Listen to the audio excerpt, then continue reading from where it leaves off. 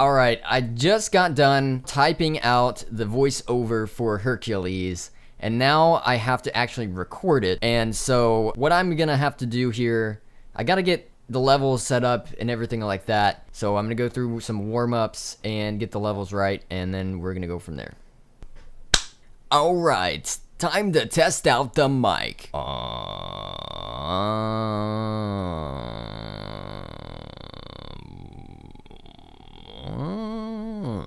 Imagine if I had a real weapon. Bring it on. Let's do this. Ho ho ho. Surprise! I'm back. It's on. Alright, so I still feel I can't hit any highs.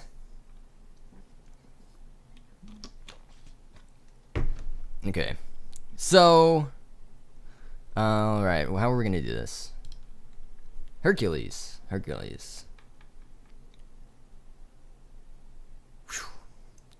Alright. I think we're gonna try, let's try a little bit of Zap Brannigan.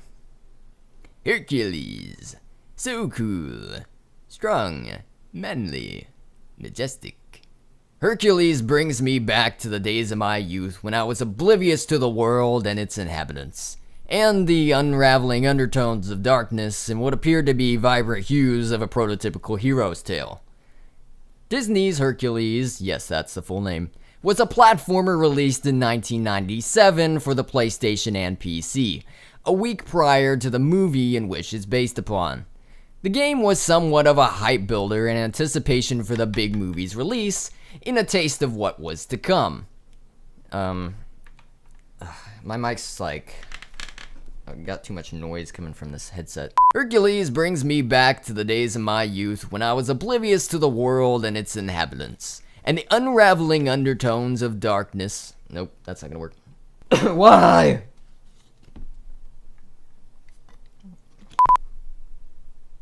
With Sprint's unlimited plan, you can do more of What the things the heck? Sprint today and get 4 lines of unlimited high-speed data.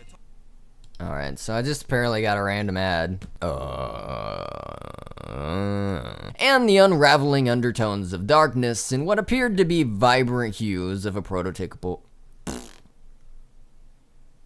Scott Sterling slinking into people's homes, where it would slowly leech onto its hosts and eventually grow into the giant of an industry it is today. Hercules appeared in stores as console demos and could be rented and played before the movie's release. It was mainly tossed to the wayside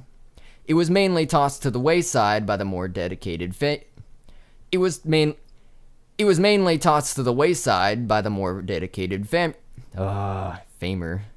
Guys, this is why you don't do things cold. It was mainly tossed to the wayside by the more dedicated.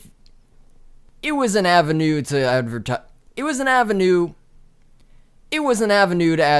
the game in ways that only brought more hype to its intended audience. Adaptations of anything tend to be like rotting fruit. They look great at first glance, but ultimately, once you take a closer look, there are flaws everywhere and it stinks like garbage. The game was being released as an adaptation to the movie. The movie was the main attraction. Alright, let's load this game thing up and let's get it started. I can't tell you how many times I laughed at just how goofy this game looks. I mean, look at it.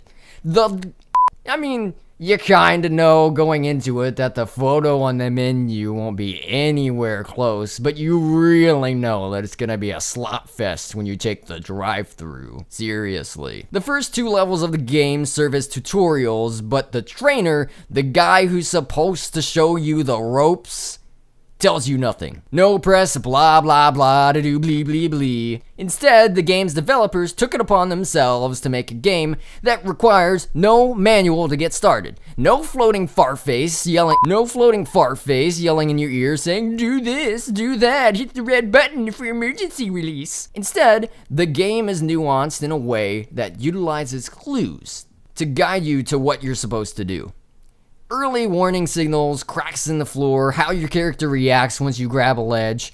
All of these things give you time to react, and your actions have a clear outcome that allows you to make a decision on, oh no, we've let go, what can we do? Oh, we grab it again. Hey, I can leap in different direction. It doesn't hold your hand. You don't get dragged across the ground while the conductor drives the car. All of this allows a seamless transition into the next level. These levels suck, but my lord are they absolutely hilarious. But the game developers made sure that if they were gonna go with the dirtbag mechanics,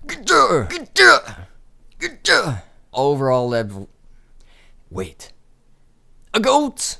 He walked in from there? The goats were the key! One boss may be easier to beat.